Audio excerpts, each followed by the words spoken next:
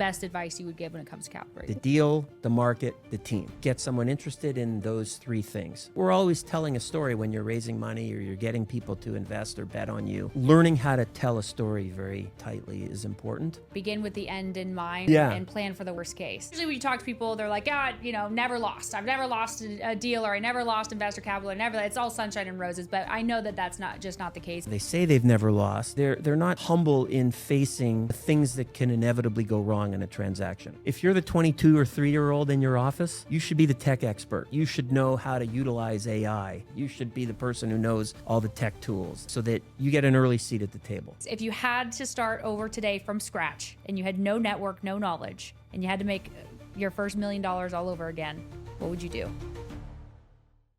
Welcome back to the Hannah Hammond Show. I'm here today with Gary Linhart, the founding partner of WestHawk Capital.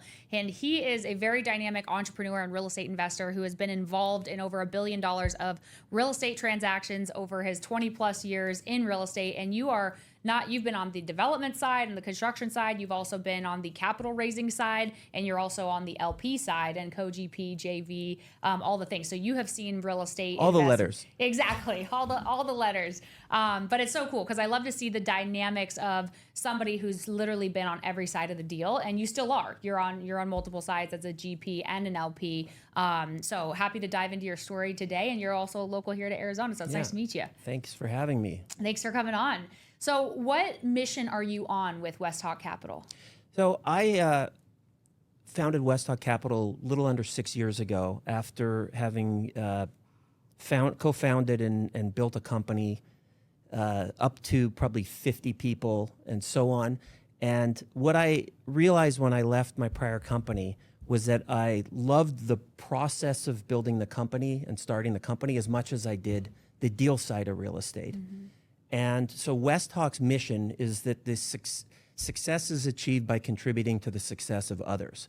So it's a little bit of a real estate company, but also I'm kind of like a player coach with emerging managers in real estate and emerging companies in real estate. That's amazing. And we'll dive into some of the projects that you're working on right now, including capital raising for a night golf tournament here in Arizona that you guys are expanding to. Course, actually. All right, yeah, a golf course. Yeah. Okay, cool. And then I think you're expanding those to some other states as well. But going back into how you got into entrepreneur and real estate development, can you kind of share what that process looked like for you? And when was that like defining moment where you said, I'm going to become an entrepreneur or a real estate developer? So I actually grew up in the real estate business or around it. My father was in the real estate business. And I always loved the combination of kind of understanding populations and patterns of how people interact with the work environment, where they live, and so on. But I kind of avoided real estate earlier in my career. And then after having some ups and downs and some other things, but really getting my, cutting my teeth outside of real estate, I gravitated back towards it in like 2002. So like 10 years into my career. And what did you do initially? Were you just like, I don't want to be involved in the family business, I want to do my own thing type thing? Yeah, I just sort of spread my wings. So I actually studied, I was an economics major undergrad, but I also studied Japanese. And at the time, Japan was kind of taking over the world, much like people fear about China today. Mm-hmm. And so I spent a year of college in Japan and 3 years working after undergrad, working in Japan. In a Japanese company, I was the only Japanese person in the entire department, and then came back for business school and was in consulting in New York for media companies, was at a hedge fund for a while, and just sort of realized that that thing that I grew up with was drawing me back. Yeah. And so entered the real estate business kind of on my own in 2002 and invested in some deals, and then realized I wasn't a lone wolf. And so I sought out a partner, and then I found a partner, and we started ViaWest Group, and I was there building that company over a 16-year period. Okay, and then you recently sold out your equity in ViaWest? Yeah, about 6 years ago, a little under 6 years ago, that kind of had run its course, and so I sold my interest in the company, and then I was still in the deals. So in real estate, you have the operating business, they call it the OpCo, and then there's the PropCo, which is the individual assets or deals or LLCs that you form for individual projects. So those individual projects harvest over time, and I get my returns over time on those. But I got bought out of the business about 6 years ago. And was that your plan, or did that just kind of start to evolve? And I guess from a partnership perspective, how did that transition look, and how did you approach that with your partner? Like maybe it was time for you to split? Yeah, I think it was just sort of time and the things that I was wanting to focus on and they were wanting to focus on. It just made sense at that point, and it was about a 6-month process. And you guys were able to come to an agreement. Yeah. Like what advice do you have when you, for those who are thinking about making a big shift in their business or in their career, like how did you approach that situation and come up with an agreement that made sense for you and your partner at the time?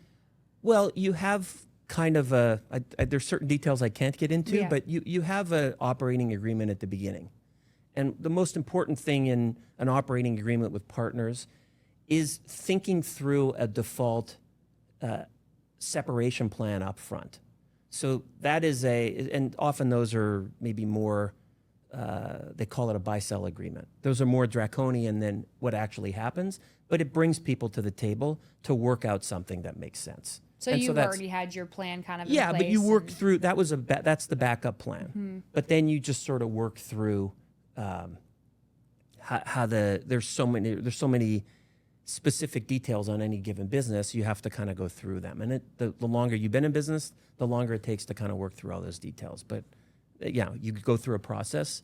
In terms of what advice I'd give people, I think it's really important to seek legal advice at the beginning of a partnership, and have a clear plan for if we want to part ways, there's some sort of document or process for getting out. Otherwise, emotions can Right. can take too much a part of that. Okay.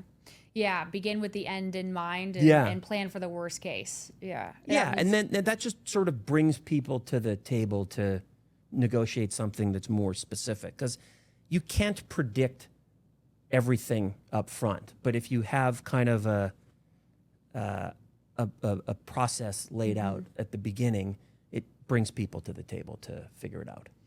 So going back, I know we had talked yesterday. You had mentioned that you had, you said something that I really liked, that you said, yes, you learn from your failures, but you don't learn much if you lose 5 times in a row without a win. People always say you lose more from your failures than your You win more, you learn successes. But you only learn more from your failures than your successes if you also have successes, right? Like if someone's 0-9, they haven't learned anything from their failures.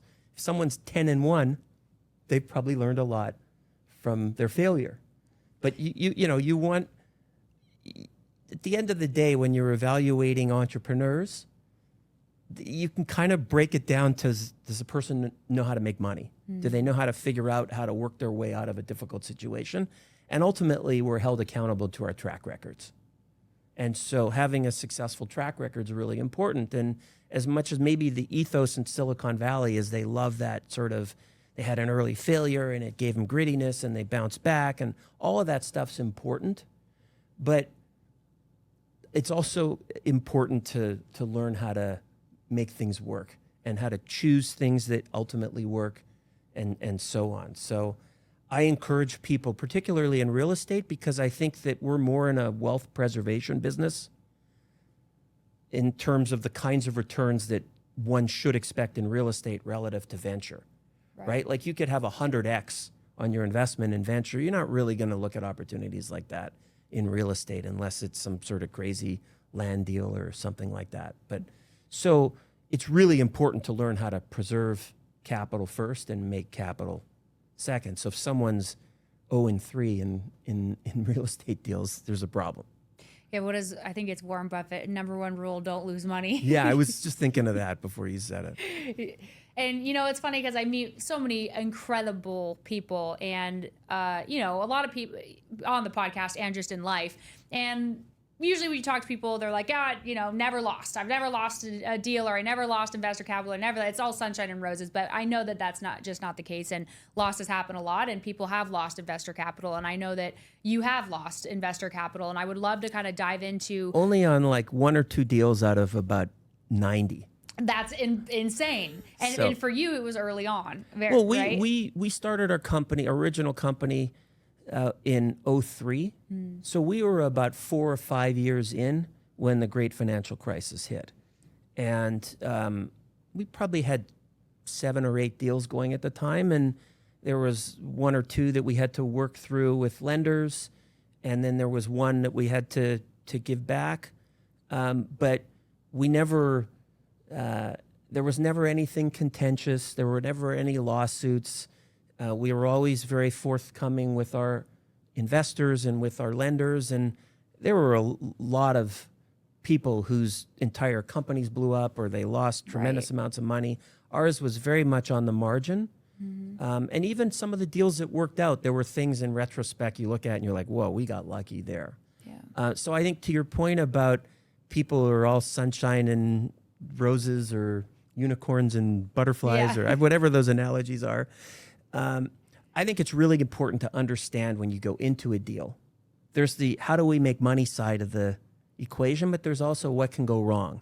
And I think when people describe situations or they've never lost or they say they've never lost, they're not sort of open to and humble in facing the things that can inevitably go wrong in a transaction. And I think if you're objective about looking at that, you're a lot more sort of calmer in how you describe a situation. And when investors or prospects or partners ask about a deal, you're very transparent about here's why we like it, here's why we're doing it, here's the things that maybe keep us up at night or concern us, and then here's our plan for mitigating those risks. But you can never get it to zero. Right. Because then you might just not, you might not play the game at all. If there's always a level of risk. There's always a level of risk. Yeah. But you know, and I'm more focused on the investment side of the business currently than the development side.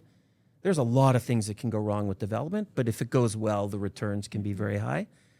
In my current, so within WestHawk, I have a, as I mentioned, it's kind of like a player coach. One of my affiliated companies, Alignment Realty Capital, we're primarily focused on buying existing buildings at below replacement cost, where there's upside to rents if the tenants leave in really good locations. We own some buildings here nearby in the Scottsdale Air Park, for example. So we go into it with a lot of risk mitigation, but there's always things that can go wrong. What is your advice when it comes to risk mitigation? Well, I think having processes in place and having resources that you can tap that are experts. It's good to have a lot of expertise internally, but knowing what you know and sort of having a process for finding out what you don't know and then assessing those risks very objectively, not falling in love with a deal. You can be enthusiastic about it, but really open-minded to what can go wrong and making sure that you've got all the different bases covered. And you're always adding things to your due diligence list because there's a million different things that can go wrong. Right. There's probably a few things that can go right. Yeah. So it's really important to at least know how to look under the hood and be really eyes open when something comes back negative in a report. And then I think the other thing, the flip side to that is not over weighing a risk. Like we look back on some deals that we should have done that maybe we overestimated how much that risk really was. Now, it's easy to Monday morning quarterback. If there was a 20% chance of something going wrong, but it would have blown up the deal and that thing didn't go wrong and the next person bought it and they ended up being successful, you go, shoot, we should have done that deal. Well, there was still a 20% chance it could blow up. So I think you have to understand what your risk tolerance is, and then you have to be really good at getting to where you've uncovered the risks, and then you look at it eyes wide open and say, okay, we're comfortable taking that, or we're not comfortable taking that. Right. And how do you evaluate your risk tolerance? Like, you know, when you're competing with other offers, and like I was talking to one of our clients at HP Capital the other day, and he's like, God, I just can't believe I'm losing these deals. I can't believe these, you know, REITs or institutions or any other buyers are paying these prices still for these deals. So like, how have you navigated that tolerance for risk and knowing where to set your parameters of, okay, are we actually going to win this deal, or is this deal too much risk for us to take on? I think that's where a lot of the art of the business comes in. right? Like the science is maybe putting the spreadsheet together that shows you the IRR and multiple on invested capital at each particular price point. But I think a lot of the art is when to actually step up outside of your comfort zone to buy a deal because of some feel or understanding of where the market is or where the market's going and so on. And I don't know if there's any textbook answer for that. I think there are some people who could just stay by the spreadsheet and say, we're never going outside of this, and we're going to have to look for off-market deals, or we're going to have to find some alternate way to source something. I think if you're competing in the open market there's really good brokers in this market, and it's broadly marketed, you're going to be competing with everyone who has all the information. So you have to believe something that other people don't about where things are going. And I think over time you learn what are the seasons in the market when it's okay to step out, and when are the seasons where you're like, I don't think we should do it. And generally, if things have fallen a lot in pricing and you start to see the early signs of things improving, it might make sense to step up. Mm-hmm. If you're in a pattern of the last year, people have just been bidding crazy amounts for deals, we haven't gotten anything, you're losing sleep at night because you haven't won any deals, that's when it gets dangerous to step up, because that's probably a sign that things are beginning to get overheated. Right. That's probably like the apartment business 3 or 4 years ago before interest rates went up, the kinds of numbers that people were paying for 50-year-old apartment deals, it just didn't make any sense. And a lot of really sophisticated apartment people pulled back. And those same people in the last year or so have re-entered the market, and pricing's down 20 or 30% from where it was. Yeah. I was going to ask you what your favorite asset class is looking for, but we'll circle back to that. Sure. I want to dive into your biggest failure as an entrepreneur. When you were launching your startup back in the day and it didn't go well, what did that process look like? What business did you start? How were you raising capital? And how did you emotionally handle that failure so early on when Sure. so many people might not have the confidence to try again, or get burnt out of even taking on that kind of risk?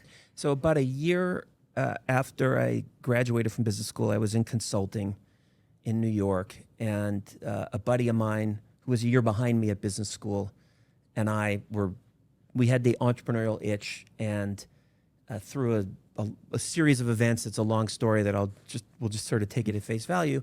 We ended up looking at doing a roll-up or a consolidation of independent auto recycling facilities in the southeastern United States. And as we were doing that, it's like 1998, there was also all these marketplaces were forming on the internet that were buyers and sellers could come together in previously very inefficient markets and get some transparency into pricing. And so we said, hey, why don't we look at, instead of doing a roll-up of these automotive recycling facilities, salvage yards, maybe there's an opportunity for an online marketplace. So we pivoted to that. We ended up raising about $7.5 million of venture capital and built up a company. We had 30 people. We were in New York City. And then kind of the bell rung on the Internet 1.0. And I remember it was like pets.com had a really bad Christmas. And that was kind of like the canary in the coal mine of things falling apart.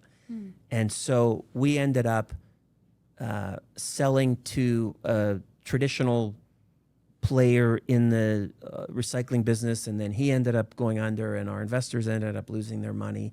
And it was a very, very difficult thing to go through.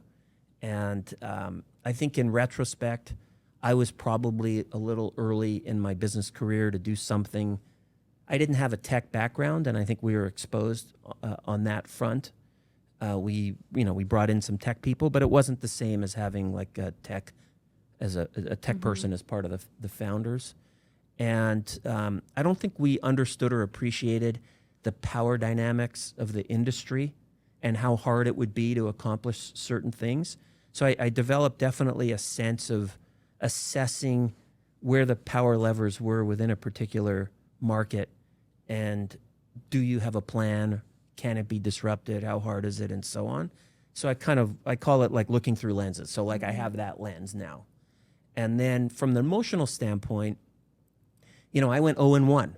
And you talk about learning from your losses. I think the thing that going 0-1, what it does is it can be a real confidence killer. And what it probably did is it probably swung my risk tolerance way back. I was risk tolerant, and then I went maybe way to the other side. And I ended up turning down some opportunities in my bounce back that would have been very lucrative because I didn't want to take this risk or that risk. And I ended up going a little more traditional route, and that really didn't make sense for me. So I ended up making mistakes because of my failure, because of an emotional response to it, and kind of had a little bit of a reset after that of like, hey, I developed I had developed an understanding and learned a lot about myself. And that's advice I give to people is like, you're really in the business, particularly early in your career, but really continually through your career, of understanding who you are. Mm-hmm. And if you understand who you are and your strengths and weaknesses and blind spots and all that, you can start to kind of navigate your own path through the world. And how did you have the awareness of, okay, I have an emotional reaction to this fear of failure that I had in the past, so I'm not taking on maybe any risk or hardly any risk to be able to take advantage, to really grow and continue to develop as an entrepreneur and a leader.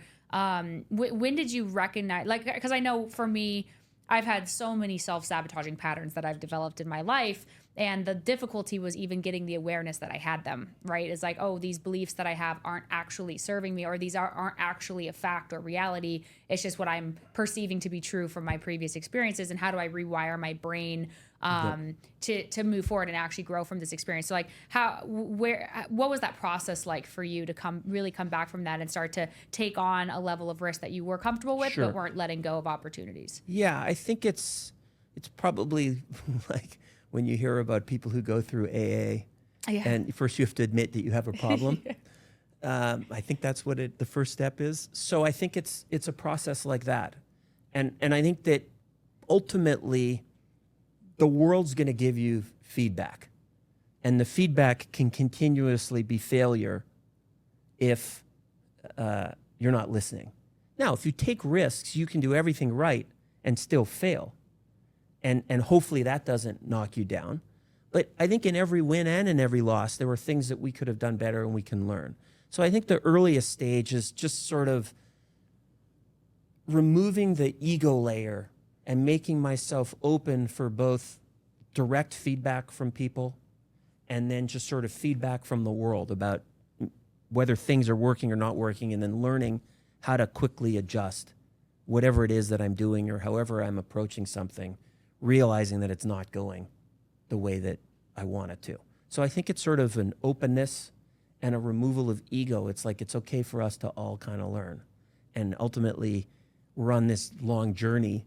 Mm-hmm. And when you realize, too, as you achieve some successes, or hopefully as you achieve some successes along the way, that those successes are just a point on a path that includes ups and downs, and that you're ultimately on just this journey. Yeah. And what did you do after that company was a failure? How long were you like working? You're really grinding on that. Yeah.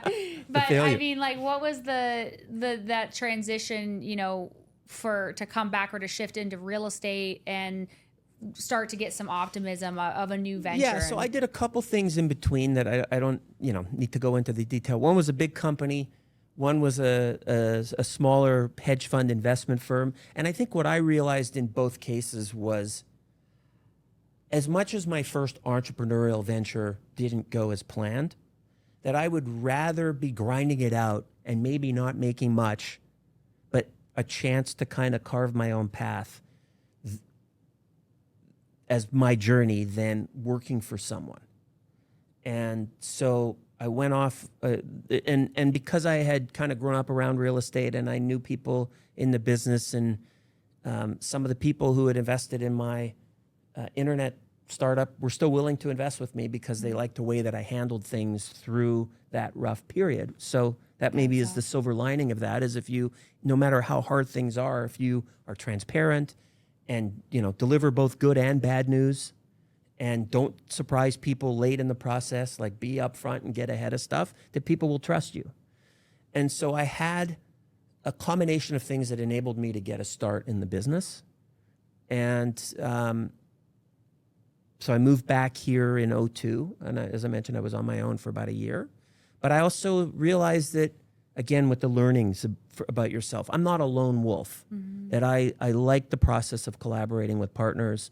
I see myself as someone who's a generalist, but I have some areas where I'm very strong and some areas that I'm not as strong. And I need someone at a partner level working with me on those maybe weaker points of my skill set than someone who's an employee that might be more inclined to say yes to everything. So that's kind of how I charted that path. I was on my own for a year, realized that wasn't for me, got a partner. We had a great 16-year run. And now I've got partners again.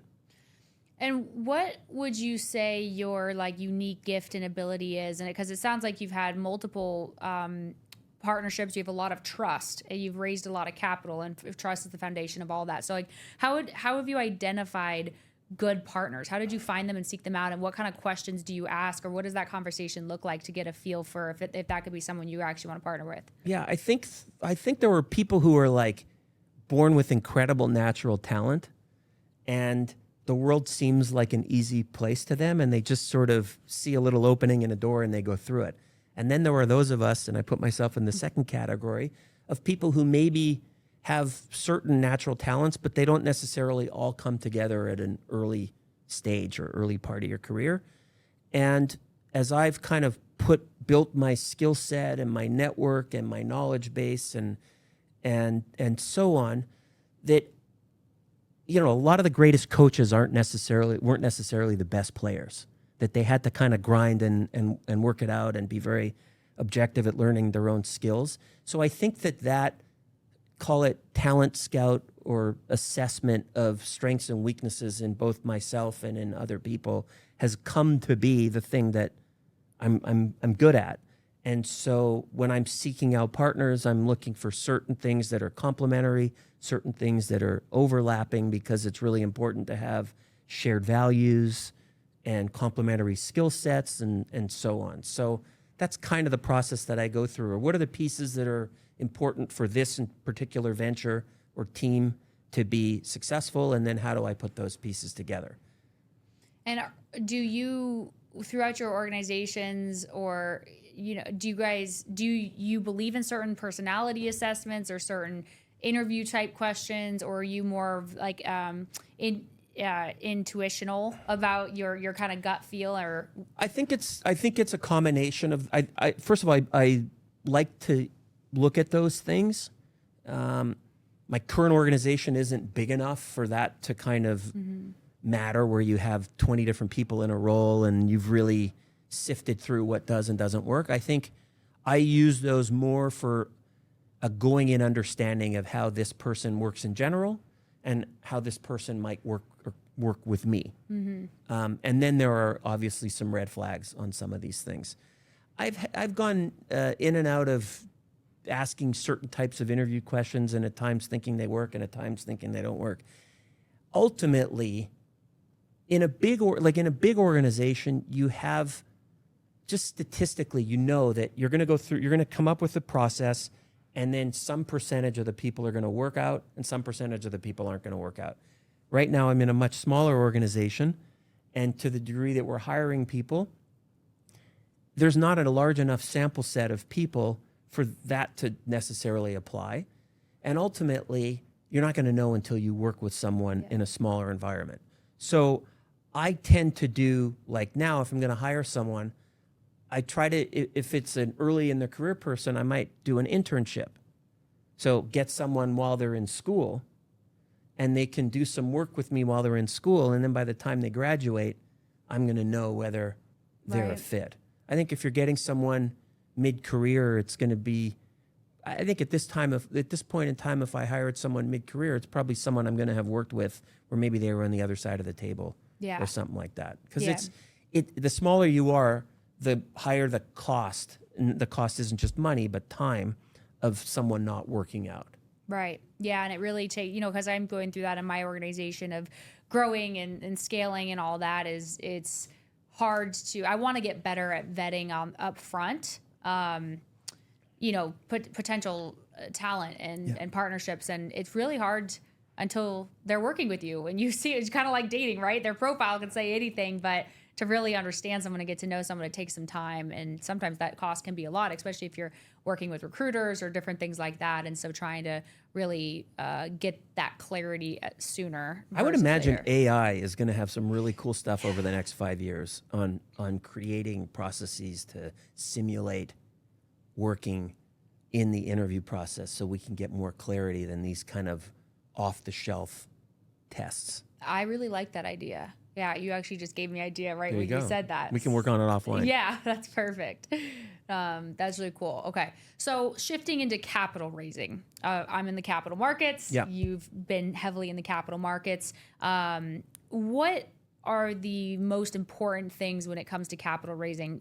If someone's going to go out there and try to raise money for their real estate development deal or their business ventures, venture capital startup, anything like that, what would you best advice you would give when it comes to capital raising? Well, I think ultimately in real estate, I mean, we're in a less complicated business than a lot of the venture stuff out there, but there's still a lot of complexity to the decision for an investor to invest in a deal, and it's going to, in some order of the following: the deal, the market, the team, right? And you're trying to sell, for lack of a better term, or get someone interested in those three things.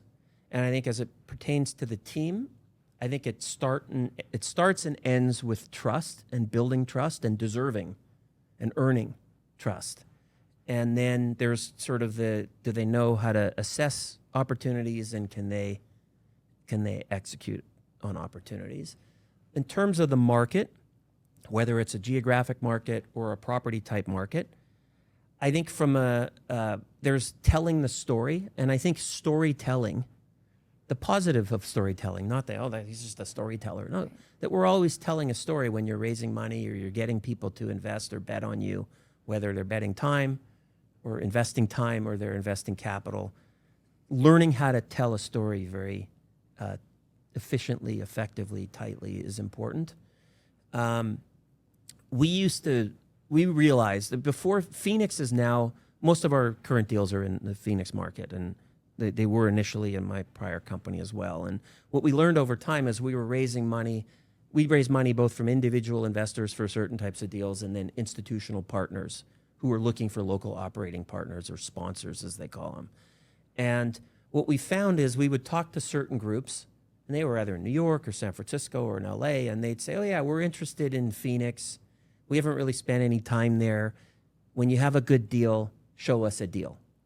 And we learned over time that if someone hadn't invested the time to come out to the Phoenix market, to understand the market and do their homework and meet with the right people to know what a good deal is going to look like when they see it, they didn't have the time. A really good deal, the better the deal, the shorter the fuse. It's sort of like, if you have a lot of time, it's going to be a much more competitive thing. If you find a situation and it's a really good opportunity, you probably don't have a long time to make a decision. It just sort of works out that way. So if someone hasn't done the homework, an investor hadn't done the homework at an institutional level, so this is someone investing other people's money that they've raised to then go, they have a fiduciary to their investors, and they're going to have to go through a process, and they're going to have investment committees and so on. So in vetting an investor, for example, this may be a long answer, but it's understanding if the person is actually in a position to say yes to an opportunity. Because all you have is time when you're raising funds. And so assessing whether someone's going to invest in the market is important, and do they understand the market? So we talked about the trust and the track record and the execution of the sponsor. And then there's the market. Is someone going to, if the person is investing, And you're raising money for an apartment deal. Do they understand the apartment market? Do they need to understand the apartment market? Are they an individual investor who can make a quick yes, or have they invested in real estate before? So sort of filtering out the investors to understand if they can assess a market is important. Yeah. And how do they do that? And then in terms of the deal, it's really do you put the financial analysis component of the storytelling together? Do you know the numbers? Have you diligenced it properly? And so on. And a sophisticated investor is going to know how to poke through that. An unsophisticated investor or an experienced investor, they may not know how to pierce through those numbers, but it's really still your responsibility as a sponsor to have done that homework. Yeah. So those are sort of the three pillars. Sorry, the long answer, but the market, the sponsor, the deal. And have you found it to be, or I guess, do you think, like, when does it make sense for you to go retail investors versus institutional capital? Because I know different people have different preferences, and it also depends on the size of the project or the size of the company or the amount of capital you're looking for. But some people say, like, for instance, we're not broker dealers, we're a capital advisory firm. So most of the capital partners we have, they're institutional PE firms, family offices. They're looking to JV or co-GP. They want control rights and voting rights and things like that. Larger projects, right? Yeah. But then the retail investors, you have to go find 5,000 investors that are doing $100,000 checks, and they don't want the control, and it is passive. So what is your opinion on if people should go retail or institutional or both, and some of the lessons you've learned from working on both sides? Yeah, I think it's very deal and sponsor specific. So I don't necessarily, it's hard to paint I have an opinion of what someone should do right globally. It really comes down to the situation, and we're not a group that's heavily self-promotional. So for us, like getting 5,000 retail investors and doing a video that's not really who we are, but it might be the right thing for other people. Mm-hmm. I think as it pertains to us and the opportunity set that we look at, I think it relates to the size, the complexity, the time horizon, and maybe the nature of the return. So when I say the nature of the return, we have cash flow and we have appreciation. And then we have, do you fund all the money up front and then you buy it and you're never going to have to make another capital call, hopefully? That's one way. Or, the deal could go in 4 or 5 different directions, and that pivot point isn't until 3 years in the future. And in one scenario, we won't need any additional capital. In another, we might need millions of dollars. That's complexity. Mm-hmm. And it's also sort of it impacts the timing of the capital calls. So I say the more complex, the larger, and the more time-related sort of forks in the road there are, the more likely it's better to have institutional partners. So you're only needing to kind of explain this complexity to one group, as opposed to if you have 100 investors in a deal or 50 investors in a deal, and you got all these different forks in the road and complexity happening at different times, or that may or may happen at different times. That's a real complicated situation to navigate. So I would say syndication is the term that you use for, like, where you have a bunch of private individual investors. It might be $50,000 or $500,000 a check for. So I would say smaller deals where it's one capital call and it's cash flowing out the door right away, where you're going to have, like, we do monthly distributions on our cash flowing properties. That's a plain vanilla kind of deal that's more suitable to an individual investor. It may not have the same kind of upside, but it also doesn't have all this different stuff that could go right and wrong, and you'd be managing the emotions of 50 different people that may not have really understood the nuance of what could happen in the deal. Right. And what about, how have you identified who to reach out to as far as capital goes? So you're like, okay, we have to raise, I don't know, what's an average deal size that you would have to go raise? I mean, if we're doing a syndication, I would say 5 to 10 million is probably normal for us. If it gets larger than that and the fuse on how quickly we need to close a deal gets shorter, we'll go more an institutional partner. Sorry, can you repeat the question one more time? How do you? Yeah, how do you identify who to reach out to for capital? So we've done it more organically. Again, everyone does it differently, and in this social media world, there's a lot of people who've expanded very quickly from nothing over the course of a few years by doing a very broad-reaching marketing. That's not really how we've done it.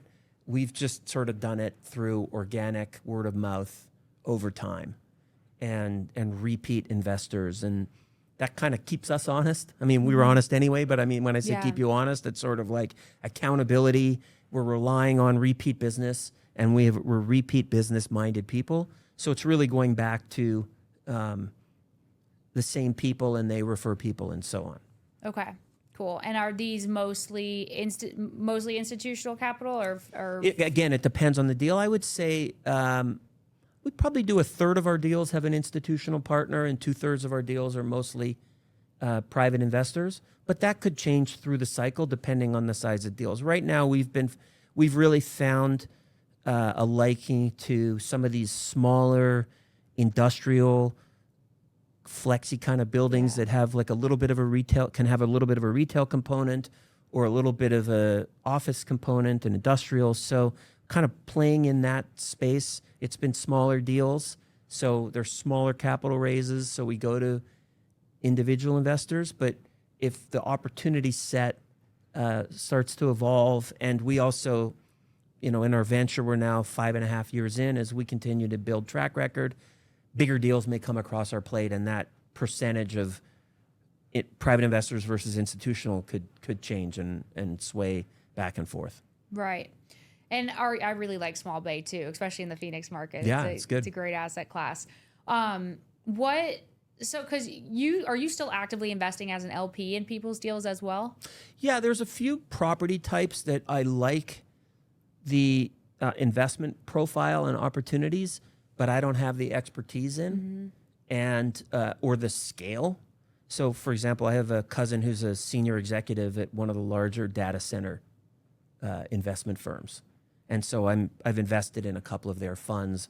One's domestic U.S., one's Europe, and it's data center growth, and they're a global leader. And like, I would never get the opportunity to do that on my own. Yeah. And then I have a friend who's a real specialist in a very capable firm in the self-storage, and they do development. It's very data-driven in how they do their site selection, and they're in some very unique markets like Nantucket and Maui, and that are, once you get the entitlements done, you're half the battle's won or even more. And I'm getting to invest once those milestones have been achieved. Yeah. Yeah. And I love that, because some people, they're either like, oh, I'm just the sponsor, and they don't invest anywhere else. And then some people are just a passive investor, but they're never the sponsor. So it's cool to be able to really have your hands in all areas and understand the scope and scale of, it's not that easy to just go enter a new market or go build a massive team or develop, right? But there's good opportunities there. And so sometimes it makes sense to allocate a portion of your capital. In my opinion, I think it always makes sense to allocate a portion of your capital to other investments. And when you're making those decisions, though, because it goes both for raising capital or choosing a sponsor to invest your capital in, right? What questions are you asking, or what process are you going through to identify, is this a good investment that I actually want to make on the LP side? Yeah, I guess it's interesting. Depending on where you come from, those three things we talked about, like market, which could be geography or property type, sponsor, and deal, I probably go sponsor first. If it's someone who knows their space, has a track record of success, and they're trustworthy, and they report both good news and bad news, then that's kind of the first filter for me. If you don't get through that filter, I'm not interested in the deal or the market. And then I probably look at I've probably had a sense of it's a market that I'd want to be in. So then I probably look at the deal level thing, and then I go step back and look at the market, and is the intuition that I had about the market or what I had read about the market still hold true, and I might do a deeper dive on the market. So that's probably my order with a third-party LP investment, is sponsor, deal, and then a relook at the market. Yeah, I talk about this with one of our clients, but we say the jockey, the horse, the racetrack, Yeah. and then the grooms, the whole team, right, Yeah. around it. And so the jockey's the sponsor, and you have to bet on the jockey, for just like in PE, right? They're betting on founders. Then you have the horse, which is the actual deal, and then you have the racetrack, which is the market and the overall macro economy. So I'm going to even go one level higher. I was with a friend who's in the real estate fund business. So he's a $650 million fund. And then there's even, do I want to be betting on horse racing? Right. So he's talking to global investment firms and pension funds and so on who are saying, you know, do I want to be investing in real estate right now? Is that an allocation that I want to go deeper or shallower, I guess? Right. Move the dial down or up. And that's an issue too. And I think the bigger you get, the more you face that you're having investors who've been investing in AI stuff, and they're like, I don't need 14% IRRs in real estate. I'd rather be in cash, or I'd rather go for 10x stuff in AI. So I think I've had a couple people say that to me. Yeah. That have had exposure to some interesting AI opportunities. So I think you always have to be aware, if you're in the capital market side of the business, of all the different alternatives, Right. and that the capital you're talking to has in terms of investments. Yeah. How do you diversify your portfolio? Do you follow like a set, 10% goes into cash and 15% goes into LP, or this goes into AI, or this goes into PE, or this goes into real estate, or like, how have you created a well-rounded investment portfolio? Obviously, you're a very successful investor in many areas. I don't do it as methodically probably as some other people, whether they're family offices or just sit in front of their computer looking at their assets every day and their allocations. I have what I think is a reasonable percentage of my my net worth in the stock market.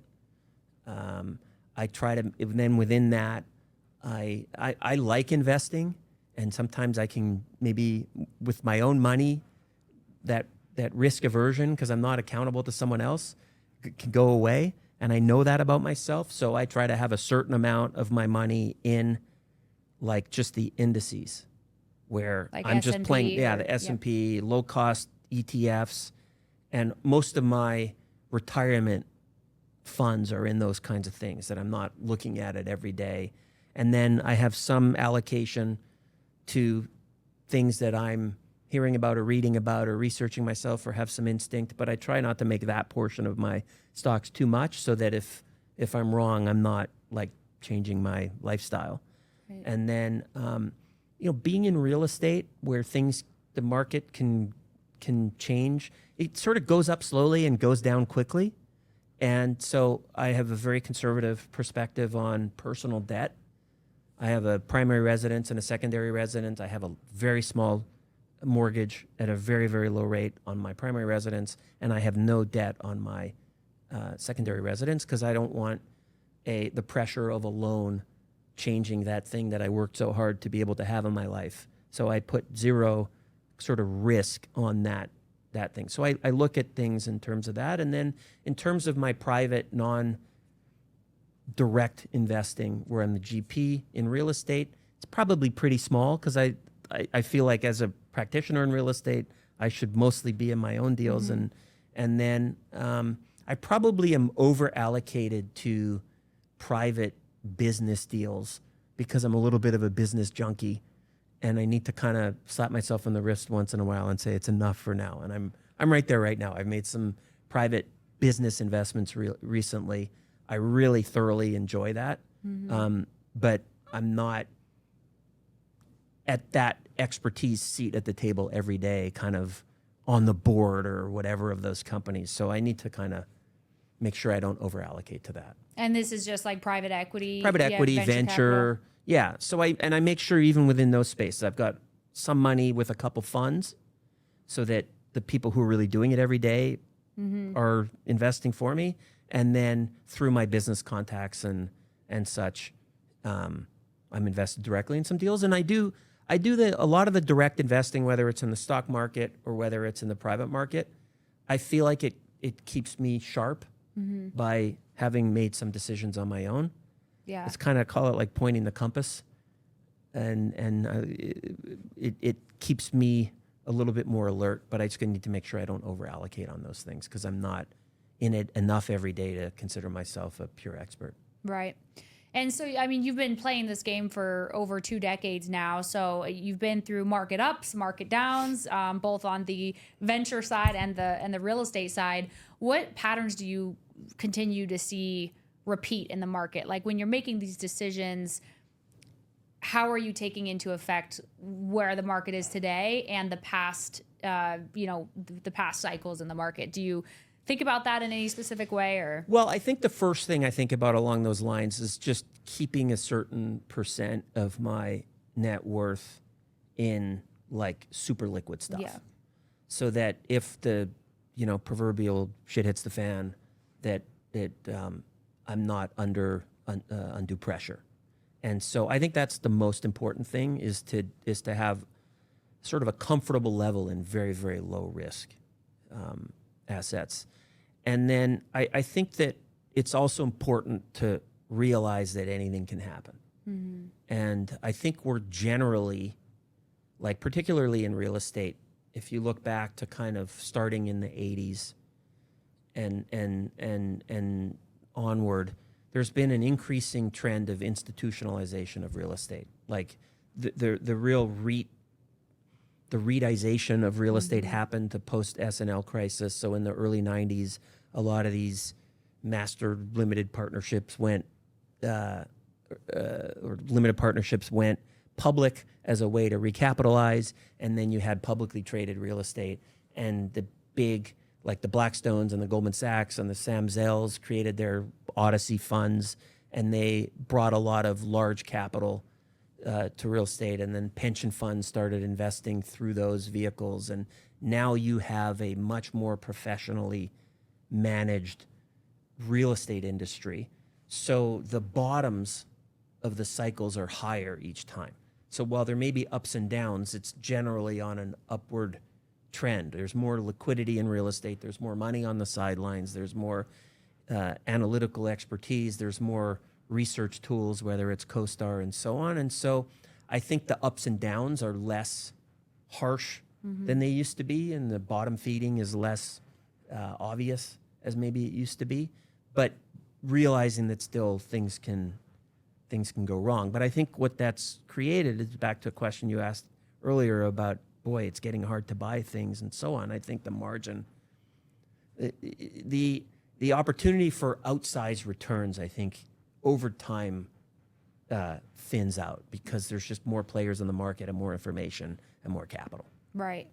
And how do you stay, I don't know if you've read the book Who Moved the Cheese, but like how do you decide, because I know so many people right now in real estate, and we're starting to kind of make a turn with rates starting to have some relief and things like that, but the past 2-3 years have been a rough patch in real estate, because prices are high, but deals are really hard to find, and capital's more expensive, but the market didn't crash either. It dropped, all these things. So like, how do you decide when to cut your losses? Like when it's time to make a pivot, either in an asset class, a market, or an entire industry? Cut your losses in terms of this deal isn't going well, or I'm not getting enough opportunity, I need to look at something else.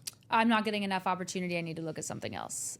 Versus sticking it through and staying the course and staying committed, versus realizing, okay, I need to shift my strategy here. And maybe, look, I think I think it depends on sort of where you are in your own business, right? Like if you're a multi-generational, multifamily investor, and you've got a portfolio that sustains you, and you don't need to do a deal, and you don't necessarily need to pivot.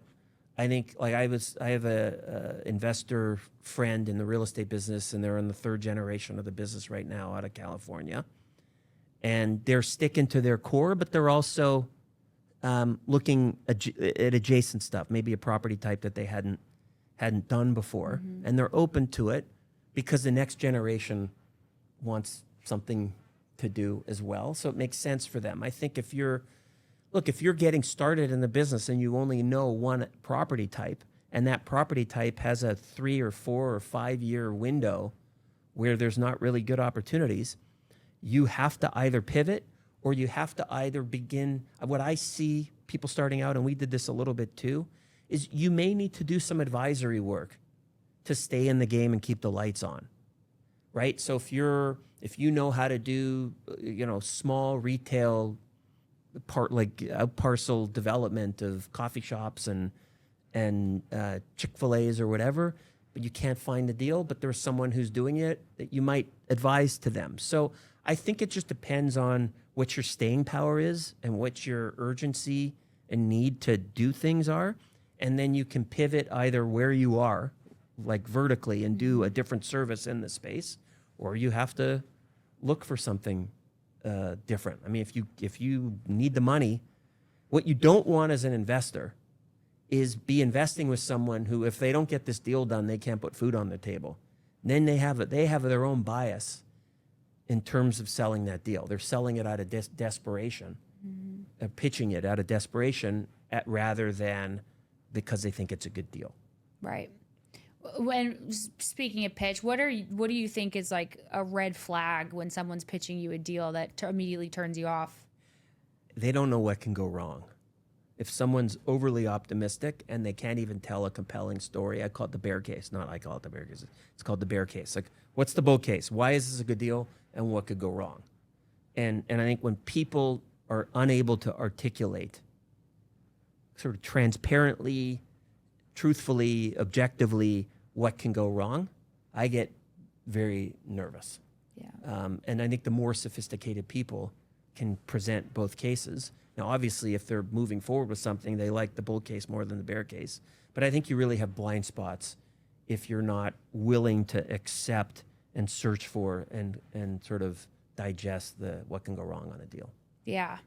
Yeah. Yeah. And what advice do you have for those who maybe they're newer investors that have only seen a bull market? Like maybe if they don't know what can go wrong. Investing in someone else's deals or doing their own deals? Which group are you talking about? Doing their own deals. Yeah.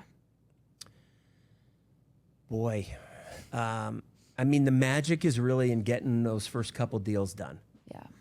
And I think there's a difference between people who are doing their first deal who are coming from the industry, or someone who's doing their first deal and they're not coming from the industry, right? Like I have a mentee of mine, and she and her business partner, were brokers for small retail, and now they develop coffee shops for a particular brand. So they knew it. They have a trusting relationship, and they got friends and family money, and they're off and running, and they got 5 or 6 deals going at a time. So that doing what you know, and having a real sharp focus initially is very good. If you're coming at it and you're new to the business, it's a tougher equation. If Right. Particularly if it's tough to get a deal. Yeah. But I mean, but the advice when people are kind of talking about leaving whatever they're doing and it's not right and they can't move up, or the activity's slow and I want to go do something, and Gary, what do you think I should do? In our business, I mean, what's great about the real estate business is there's always going to be local, young, up-and-coming entrepreneurs who are hungry and they can go find a deal. And it's like, go find a deal. Go find a good deal. But they need to know how to find it, and then they need to know how to assess that it's a good deal. Don't just throw spaghetti at the wall and hope it sticks with someone. Like, go find a good deal, and you got to know why it's a good deal, and then, pound on the table.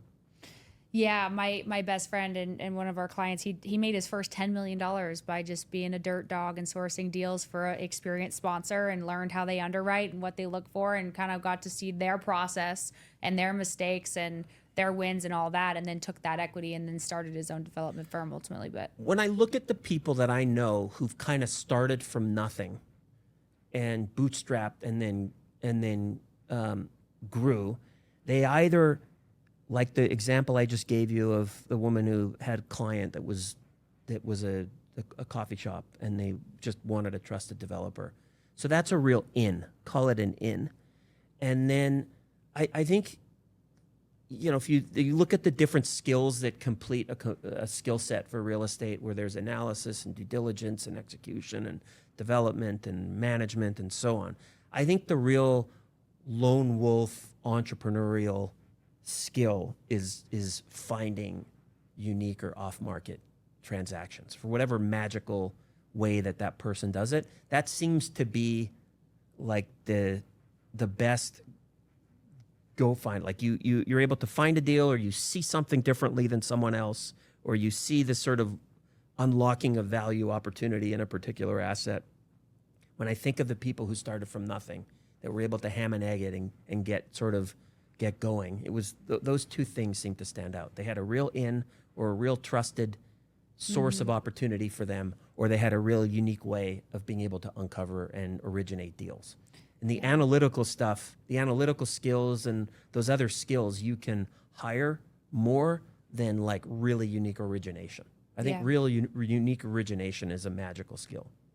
Yeah, it's hard. I mean, I think he who controls the deal controls all, right? Yeah. And because if you have a great deal, it's you get the capital. I would say the capital is the next hard piece, but the deal is always like the main piece, because you don't have anything without the deal. Yeah. I mean, you have to solve the capital problem. And we had a situation recently where we had a really interesting deal, but there were two very binary outcomes for what could happen with that deal. And we couldn't find a potential investment partner that was willing to live with, even if it was a 5% chance or 10% chance outcome, it would be at a low return over a very long period of time, where there was a big upside, but it might be 25 years because there was a lease in place with renewals. But we would have been buying the property at like 30 cents on the dollar. Like, we knew if the property were vacant, I mean, usually you want a tenant in the building. But in this case, if you have a really far below market rent on a building and that lease has a very long term or options to renew, you could end up, 30 years out at triple on your money. IRR wise, isn't that attractive? So we are actually unable to find the right capital that would partner with us, and we ended up selling it to a family office that was okay with either outcome, because they didn't mind the lower return, because they have, they're already thinking for a generation out, and they understood the value of the property. They owned some other properties nearby, and if the tenant left, they had a use for it. So that was a really unique situation. So the money isn't always there for good opportunities. So finding the money is important and hard, but I think finding the deal for an entrepreneur is really important. And then if I were to give advice to an entrepreneur that maybe doesn't know the money, but is really good at finding opportunities, is to go find someone who has access to the money and partner with them, as opposed to finding a deal and then scrambling to raise from friends and family, particularly if you're not connected to a lot of wealthy individuals. Right. Yeah, it's so important. Your capital, all your relationships, your net worth really is, in my opinion, a reflection of your network and the quality of those relationships and your trust within that network, because 7 degrees of separation. And that's why I'm in so many masterminds and things like that. It's because if you need anybody that you really want to trust, and you can have that resource to go to get people that you can trust, and that get those good advisors to help you. I'm friendly with a gentleman named Harvey McKay, who's written a bunch of business books, and one of his books was Dig Your Well Before You're Thirsty. And it's kind of about networking. And so I think it's important for people to be parallel processing and looking for deals, but also building those relationships when you don't necessarily have a deal. Because once you have a deal, if you're meeting someone for the first time, it puts a very transactional nature on the relationship. So I encourage people to go out and network, but you have to really create a context for networking, right? If you don't have a reason. So I think there's industry organizations that you can join, and mentorship organizations that people can join. I'm very involved with the Urban Land Institute, and I've been a mentor for their young leader program for the past 12 to 15 years. And each year I get a dozen new mentees, and those people are and we bring in speakers every month, and those people are constantly meeting influencers in the old school sense within the industry. And then if they have an opportunity, they've kind of got an outlet to get to the capital. Right.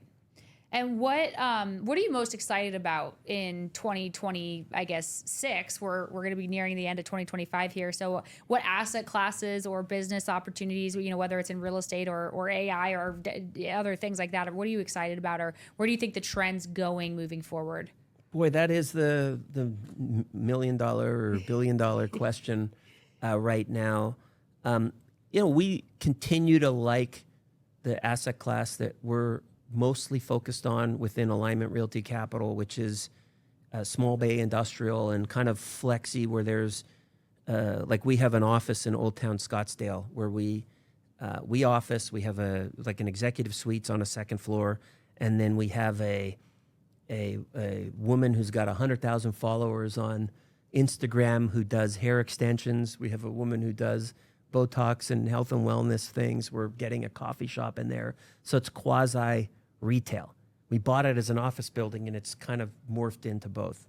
We're buying some office buildings right now, single-story office buildings, that we can make kind of industrial flex by adding some grade-level doors and so on. So we like really well-located real estate with a good basis, i.e. price per foot, and either a good going-in yield, or we can see a short path to getting to an attractive yield. So that key metric that we look at is a stabilized yield to cost.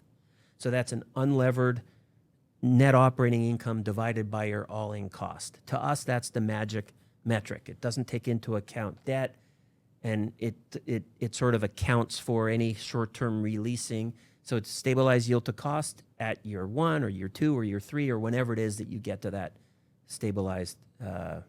Is there a certain yield you're looking for it to meet your? I think it just depends on the risk and the day one. Like we might buy an asset that doesn't require any work, that's a 7% yield to cost day one, and the rents are way below market. They may be longer term leases, but we know that at some point in the future, or we have a high level of confidence at some point in the future that it'll be even higher, but it's a good enough going in return that everything else is gravy.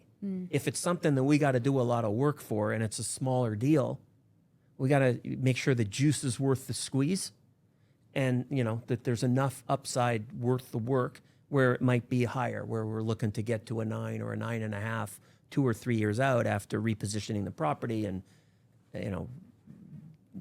new painting and converting some suites from office to flex or industrial and redoing the parking lot. It's a lot of work, and particularly on a smaller deal, you want to make sure you get to something that's juicy enough. Yeah. But if something's kind of plug and play day one and it's just a good basis buy with good yield, we might have a little bit of a lower threshold.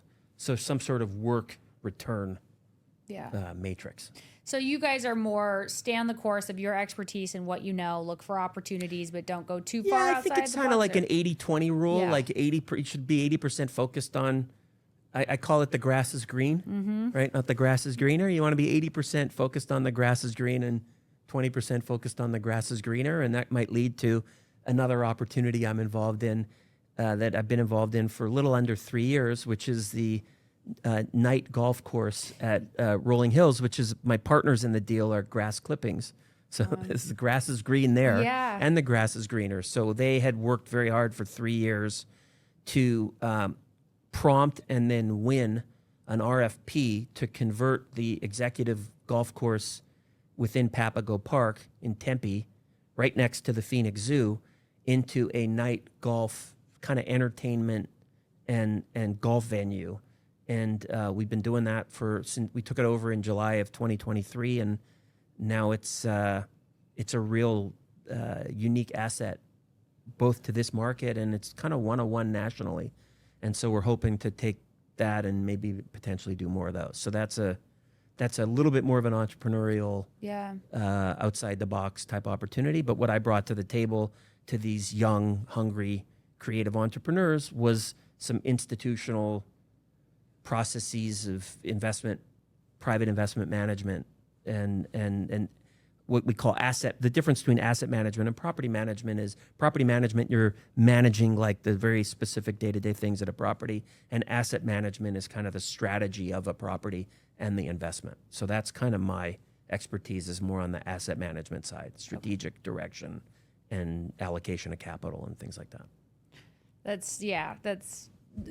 I want to talk to you more about that offline. Okay. But okay, so a couple rapid fire things. If you had to start over today from scratch and you had no network, no knowledge, and you had to make your first $1 million all over again, what would you do? Boy, you got to think it'd be something in AI. That from everything you're hearing, this is another industrial revolution. And I have two sons, and one of my sons had that insight. He was in consulting in Chicago. He got a job in AI because he didn't have a software or tech background. He went into sales, and he's working in sales for an AI customer service company. My other son went completely the other way, and he's working for an office REIT in Atlanta. Okay. Yeah. So we'll see who gets to $1 million first. Yeah, I wonder how that office REIT is going. Yeah, well, it's a great company, well-established company in Atlanta that has a great history. And I think, look, there's a lot of carnage in office. So one would think if you're a contrarian, there's going to be a lot of opportunity as well. And one of my mentors, super smart guy who's done very well in both office and industrial, has been buying office buildings the last few years as a contrarian play. That you just look at the basis, it's so far below replacement cost, and he has some belief that people are going to be coming back to work. So building an expertise in that space, I think it translates to other property types, but it may also lead to opportunities. Right. So I have someone who's riding the wave and someone who's riding against the trend, and my two sons. So I'll come back in 5 years and tell you who's closer. I love it. Well, it's perfect. One could make millions in AI, and then the other one can invest in real estate to save on taxes and preserve cash. There you go. Or preserve wealth. And what's the best piece of advice you've ever heard or received? Best piece of advice. Look, I think that expertise and focus works any stage of your career. And so I think that, focus on a particular type of opportunity as opposed to trying to have exposure to 10 different things and hope that one of them hits.